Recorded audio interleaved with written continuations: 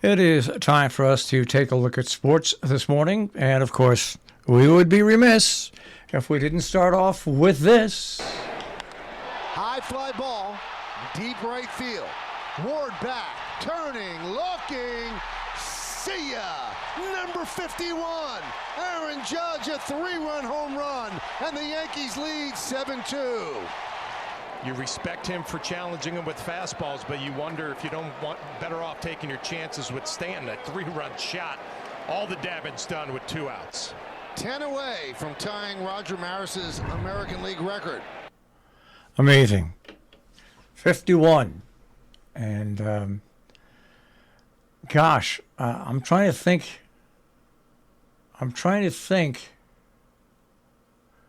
how many games we have left in the year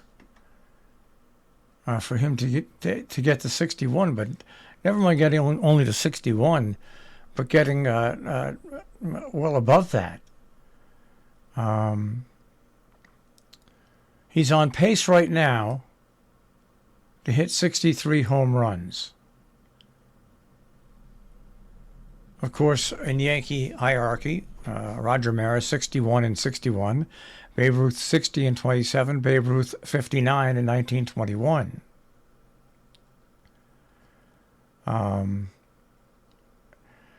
Wow. He's got 32 games left.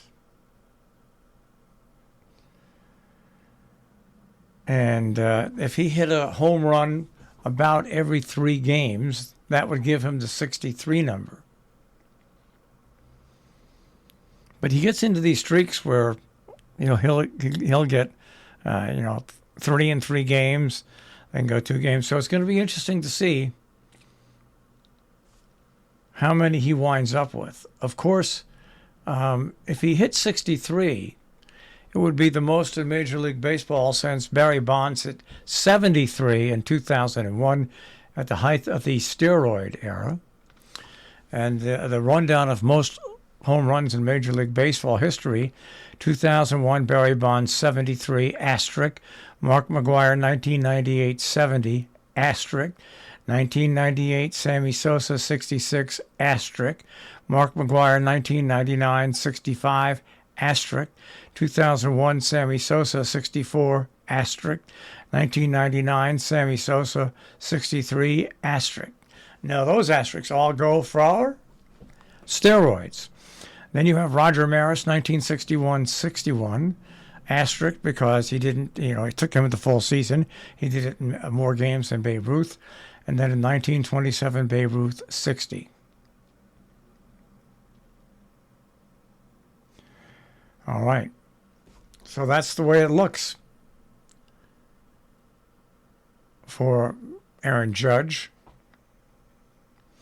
Taking a look at the most home runs in a season in Major League history, totals through 130 games. Barry Bonds had 55 at this point. He had 73 home runs. McGwire had 53 at this point. He wound up with 70. Sosa had 51 at this point. He wound up with 66. McGwire had 51 at this point. He wound up with 65 in 1999. In 2001, Sosa had 51 at this point, and it wound up with 64. And now, Aaron Judge has 51 home runs. So if he performs as well as McGwire did or Sammy Sosa did, he could wind up with 65 or 66 home runs. But right now he's set for a pace of 63. Still amazing and fun to watch him moving in that direction.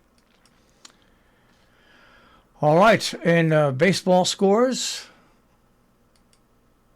the Guardians down the Orioles 5-1, the Reds over the Cardinals 5-1, the Rays over the Marlins 7-2, Athletics over the Nationals 10-6, Blue Jays over the Cubs 5-3, the Dodgers over the Mets 4-3, Mariners over the Tigers 9-3, the Rockies over the Braves 3-2, Twins 10, the Red Sox 5, the Astros 4, the Rangers 2, Royals 9-7 over the White Sox. The Pirates 4-2 over the Brewers. Diamondbacks over the Phillies 12-3, and the Padres over the Giants 4-3. In the standings, the Yankees have lost 6 games in their 13-game bulge they once had. They lead Tampa Bay by 7 games. Toronto is 8 games back. In the AL Central, Cleveland has a 1.5-game lead over Minnesota. In the AL West, Houston has an 11-game lead over Seattle. Houston has 83 wins. The Yankees have 79. So the Yankees, if they want to have all their home games in the playoffs, they better win 4 more games than Houston. And taking a look in the National League, the Mets have a 3-game lead over Atlanta. St. Louis has a 6-game lead over Milwaukee. The Dodgers have almost a 20-game lead over San Diego. So that is a full look at baseball this morning. And we've got football. Lots and lots of cuts in football because the teams had to get down to a certain number of players. So we'll see what happens when it all shakes out.